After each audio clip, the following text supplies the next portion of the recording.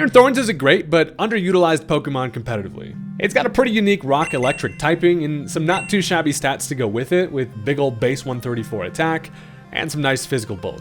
Its best use is definitely setting up with Dragon Dance, because at +1 attack and speed, not much is going to want to deal with it.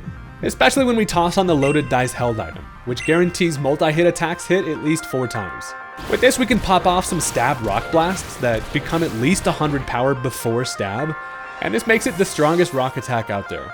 It's got Supercell Slam for extra stab when needed, along with Earthquake for coverage. Terra Grass can be really nice defensively to give it a position to set up, and crazy Cyborg Tyranitar is here to mess some people up today.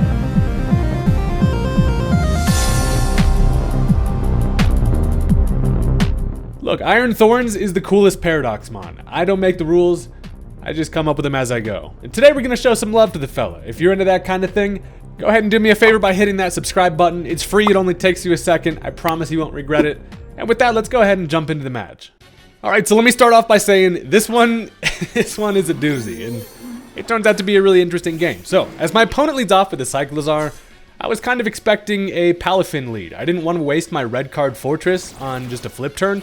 So instead, I decided to go with the Quagsire, and I'm here to just kind of click a nice little Choice Banded Earthquake. Now the problem with the Cyclozar lead is, 9 times out of 10, that little asshole is going to cut off his own tail and go for that Shed Tail, which gives him a free substitute. Not only that, but as they bring in the Drift Blim, I am now Choice Band locked into an Earthquake on a substituted flying type, so I gotta get my little Quagsire ass on out of here. Now, I have a suspicion about this Drift Blim, and if it's what I think it is, I'm pretty much about to rage quit. I decided to go into the Fortress because, listen, there's some type of weird thing that's taken over people using Drift Blim where they do this. They click minimize. And evasion is generally not something I want to play against. It's the dumbest and most whack strategy of all time. But in this situation, it cannot touch me. It can set up as many minimizes as it literally wants. I'm going to sit here all day and just hazard the hell out of their side of the field, because the second it can touch me, it's going to knock me down to sturdy, if anything. And then, I have a red card, forces the swap out. They lose all their pointless boosts. So I'm kind of now at this point determined to see if I can actually beat whatever nonsense this dude's pulling out here. So they continue to go for minimizes. Buddy's probably the smallest balloon of all time over there. I'm now just laying down layers of spikes. I got my Stealth Rock, and I'm really feeling like it's going to be extremely satisfying as soon as this thing touches me. So again, I have no reason to really go for any attacks. I'm going to miss. Now, they're continuing to click minimize. Now they can actually just go for a Calm Mind. They realize it's a very low chance that I can even touch the thing.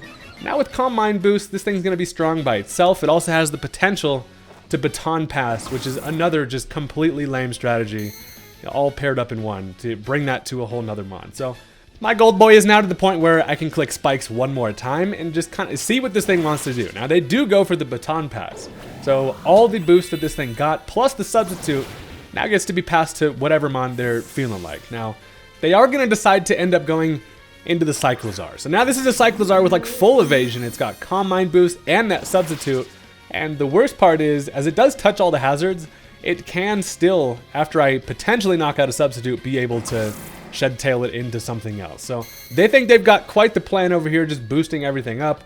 But in my mind, this is totally fine. I know I have that red card, so it's completely worthless. Now, they do go for the Rapid Spin. They want to get rid of all those hazards that I was working so hard to set up. However, guess what, bitch? All those boosts that you just spent all that time setting up to basically guarantee the win, while you do get rid of all my hazards, is now going to activate my freaking trump card. I showed the red card off, and that is going to force out the Cyclozar with the substitute, with all the setup, and that feels pretty good. So look, I'm in too deep at this point. Sure, at this point in the match, I'm all in on trying to just beat whatever whack strategy they're going to come at me with, and I'm going to do everything I can to do that. So I clicked freaking Stealth Rock again just because I know they were going to Rapid Spin there, so I get my rocks back up, and as it draws in the Malamar, they're going to Baton Pass this thing as well. So their entire team strategy feels like it's built around getting these boosts, so I need to do my best to stop that from happening. Now, they do go into the Typhlosion here. Typhlosion obviously not great if you're a metal bug freaking ball, and I'm gonna get destroyed by a fire attack. So as I get up my spikes again, it's kind of just funny just being in Fortress here and just clicking hazards all day long. But I don't have a whole lot that really wants to switch in here. What I do have is a Rotom, who can potentially take an attack If it's an eruption with like specs or anything, I just die. But you know, Rotom comes in, be like, hey, how's it going out here? Now they click Fire Spin, and that is, it locks you in. So it makes me feel like maybe this Typhlosion itself has some type of crazy nonsense it's working with. So I'm like, you know what? I'm gonna Volt Switch out of here then. You cannot lock me in over my dead damn Rotom body. So I go for the Volt Switch. They do actually end up swapping. Now they're gonna go back into the Cyclizar. And this here is the root of the damn problem. This thing's Shed Tail is what kind of hoes you. But as it comes in, it does take that Hazard Chip, and then with that Volt Switch, it's below half HP, which is great because now that means it cannot go for another Shed Tail. And also at this point, I'm thinking one way I can stop this in its tracks is a little thing I like to call freaking mechanical Tyranitar setup. I bring in the Iron Thorns here, knowing that there's nothing really this thing can do to one-hit KO me. They do click the Draco Meteor, does about half, which is fine.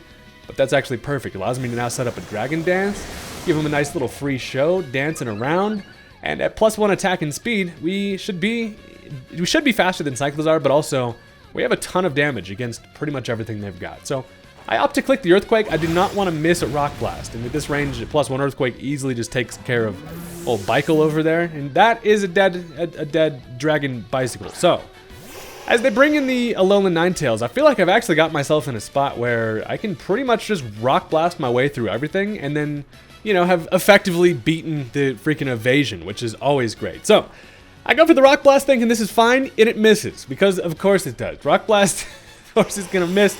That now allows them to set up an Aurora Veil, and while, you know, I am at +1 attack, with an Aurora Veil up, that's going to make things a little more interesting. So I mash the Rock Blast again, thinking I swear to God if this misses.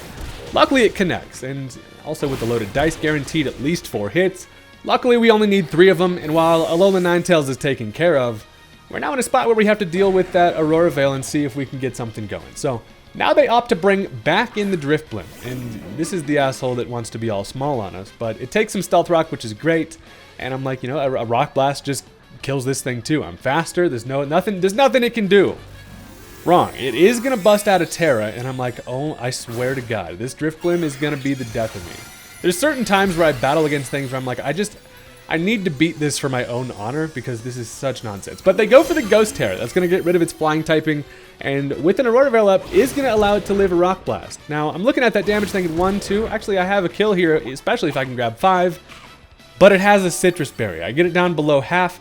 It pops a Citrus Berry, which is actually, it's going to do a few things for the Drifblim here. First of all, it's going to allow it to live a Rock Blast, and with it consuming an item, it actually activates its Unburden ability, which makes it faster now. So they do click Minimize, because that's what this Drifblim does.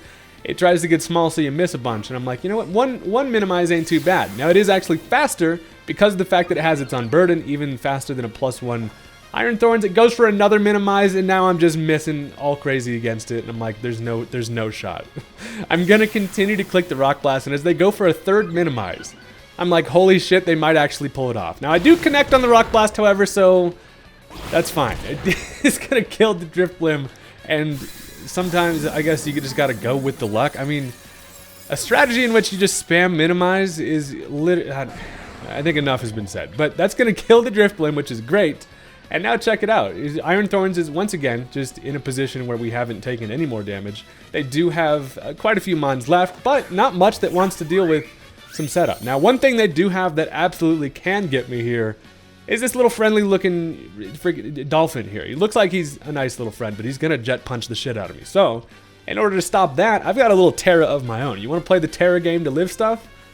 I'm gonna go for it as well. I clicked the Grass Terra here because it should allow me to live a priority Jet Punch, and that's exactly why we want to be working with the grass freaking Cyborg Godzilla over here. I put the flower on my head, looking adorable, and more importantly, now we don't have to worry about a Jet Punch. So they do go for that priority, which is sweet. Jet Punch doesn't do much, and now all I have to do is connect on a Supercell Slam, which thank God we do not miss, and that is going to kill the Palafin, especially without it being its superhero form. That is a dead-ass dolphin, and we're now in a spot where, yeah, there's nothing they can really do. They've lost pretty much all their win conditions here, and as the Typhlosion comes in, I can just Rock Blast his ass to the Shadow Realm, finds my loaded dice, and that's fine. I just clicked it. Actually, I click Earthquake, just kidding. Don't even have to risk the Rock Blast, but they run anyway, so I really feel like getting that team to run was exactly the most satisfying thing I was looking for, and Just a ridiculous game. I mean, so here's the thing. There's always win conditions against like any strategy ever, but if you're going to rely on just me missing attacks to be your entire thing, you can get the hell out of here. So that was satisfying. That's also now going to bring us into game number 2. Also, hey, leave a like on the video if you've stuck around this far, and I promise you won't miss it like a tiny drift blimp. So let's get into it. So praise the Lord, first of all, it doesn't look like we were going up against any evasion from the team preview. And as my opponent leads off with the Great Tusk, I'm going to go with the Electric Spider. Now, this is not your ordinary lead Galvantula, and that is because instead of Sticky Web, I'm actually just Choice Spec. So I'm going to click the Energy Ball, and here's the thing about a Specs Galvantula. An Energy Ball coverage has enough to kill a Great Tusk flat out. So that is a satisfying OHKO. They were not able to set up Stealth Rock. That gets rid of the Rapid Spinner, and Great Tusk being down turn 1 is kind of a great spot to be in. So I'm now locked into an Energy Ball, and they probably know that, as they decide to bring in the Ceruledge. Now, Ceruledge is scary because I kind of imagine maybe a potential Swords Dance here. Gets a little bit spooky, but he's sharp over there, moral of the story. So I'm going to swap into a Grand Bull, and I have a nice little Intimidate, so I can at least drop some attack a bit. But they click the Bitter Blade, which is fine at -1 attack. Thank God I can at least take 2 of them, so that feels pretty good. And also now I can fire off a nice little Earthquake, but they have the Poison Jab coverage. It doesn't do great damage, but at least is going to be enough to be a 2-hit KO. They also get the Poison. I'm thinking that's fine. Granbull's got enough to finish this with an Earthquake. False Alarm. It lives it with the natty Focus Sash. Buddy's just got a built-in sash. Lives it with 1 HP somehow without being a Focus Sash, and that is just that's Granbull just letting you down. Straight up. There's no other excuse. Granbull is pretty ass. Now allows him to finish me off with the Bitter Blade, but hey, at least one thing I got was that I at least got this thing some chip to the point where I can kill the Ceruledge pretty easily. And with a free Revenge switch in, guess what time it is, baby? It's time to bring in the Thorns. It's about to get mechanical up in this hoe. And I shall be dancing. I'm going to hit that Dragon Dance. They do actually swap out the Ceruledge, which is fine. Gives me a free Dragon Dance. But as they go into Our Believer here, first of all, I'm thinking, okay, with the Dragon Dance, I should be able to grab a satisfying kill here with the Rock Blast. That's kind of just what my thought process is. I also know that their best damage is probably Giga Drain, which I think I can live one of. So I fire the Rock Blast off. It does connect, and I'm looking at that damage thinking, oh shit, I actually, that should be fine. I maybe need 5 of them, but as I bust it down below half, it of course has the Citrus Berry, and that's where I'm like, shit, it is going to get way too much health from that, and even with 5 hits, now it's not going to be enough. And I am a freaking Metal Tyranitar who is in danger. We still almost get the kill with 5 hits, but they click Leech Seed, which is actually sick as hell. Reveals this more of going to be like a support, I believe it. They probably had some type of damage they could have clicked there, but thank God the Leech Seed comes through because, I mean, I'll take the little bit of chip damage for that. And as it does take some health from me and actually harvests another Citrus Berry. This thing it's built to stick around basically with that exact idea. Is, Leech Seeding and then having a Citrus Berry come back pretty much all the time, especially if it's in Sun. But luckily it's at a range where another Rock Blast just kills it, and they know that, so they're going to end up swapping Fella out. They get the Olives the hell out of here, and I'm just going to continue to mash Rock Blasts. Now, they decide that they swap into the Lilligant here, and it's an interesting call because Rock Blast is going to be resisted, but with a couple hits, one of them at least being a crit, it's a 2-hit KO here. And without this thing having Sun Up, it's not going to be faster than a +1 speed Iron Thorn, so that's fine. I get the 4 hits, I'm just throwing rocks all around. Pioneer's easy to ride these babies for miles, but I am getting sapped by a little bit of Leech Seed, which is slowly whittling us down, but I mean, it's fine. I can basically just knock this thing out with another Rock Blast, and that's what I'm going to continue to do. So they stay in. They decide to just sack off the Lilligant, which is a surprising play. That's going to take care of it. 3 hits, we leave a couple in the chamber, bada bing, and we're absolutely moving. All you need most of the time is just 1 Dragon Dance with this fella, and his thick ass is just over here killing stuff. So down goes the Lilligant. Thought it was an interesting play because they could have gone into the Ninetales, set the Sun Up, and then the next time Lilligant comes in, as long as it is, Chlorophyll, it outspeed. So regardless, we will take it. And now as they go into the Ceruledge here, it does have the priority Shadow Sneak, but we are way too thick for that. Doesn't do much. I can finish it off with the Quake, and luckily with no target on the other end there, we do not get our health sapped from the damn Leech Seed. So we're still rolling around with the Thorns here. Now they opt to bring in the Ninetales. They're going to get that Sun Up. Now they do have some scary things in the back remaining. Mostly going to be the Walking Way. That's kind of the big thing that I'm worried about. They also, have Our Believer who can now harvest fully. They decide now to swap this thing out though. They want to get the Sun Up. I feel like they're leaning towards the Walking Wake kind of being their win condition that they're fully trying to set up here. As they bring in Arboliva, it is not able to have a turn to harvest that Citrus Berry, so I can Rock Blast it as it comes in, and the sun management has been pretty shit so far. But that takes care of the Olive Tree, and once again, there's nothing over there that can sap me, so the Leech Seed not doing a damn thing. We are just glistening in the sun over here having a time. Now here's the thing we're going to have a bad time against, and it's the Walking Wake. So first of all, it gets Photosynthesis, boosts up its speed, but in the sun, this thing is also extremely scary because of Hydro Steam. He might be peeing on me, but that's going to boost up that damage, knowing that that is most likely coming. I can bust out the Grass Terra once again. You want to hit me with some water? I'm going to water my plants, baby. You see the sunflower? It is dry. I'm going to need some of that water. So I go full grass type here, just knowing that I should be able to live a Hydro Steam here, as long as it's not Choice Specs. It does bust out the steam. Boosted by the sun, I live it with 13, which is extremely satisfying because I do connect on a Rock Blast here. And if I can get to 5 hits, maybe even 4, it's looking like it's going to kill. I do see the 4th one come through, and it lives it with 1, and there's no 5th.